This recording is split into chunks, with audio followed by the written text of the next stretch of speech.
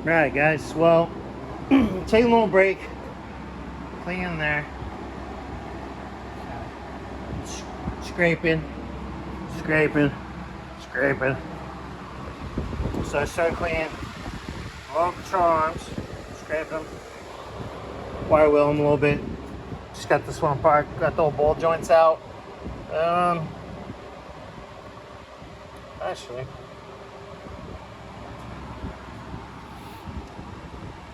those are the uppers.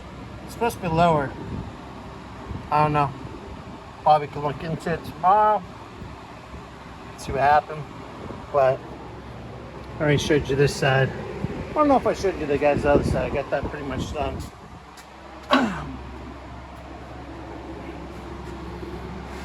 Oh yeah. This side still got to clean with the simple green.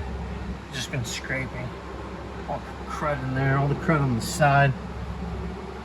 I have to get all this stuff out of the way so I can actually get in there and start scrubbing the inside.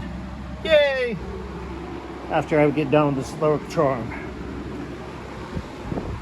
And scuzzy. Alright guys, quick little update there.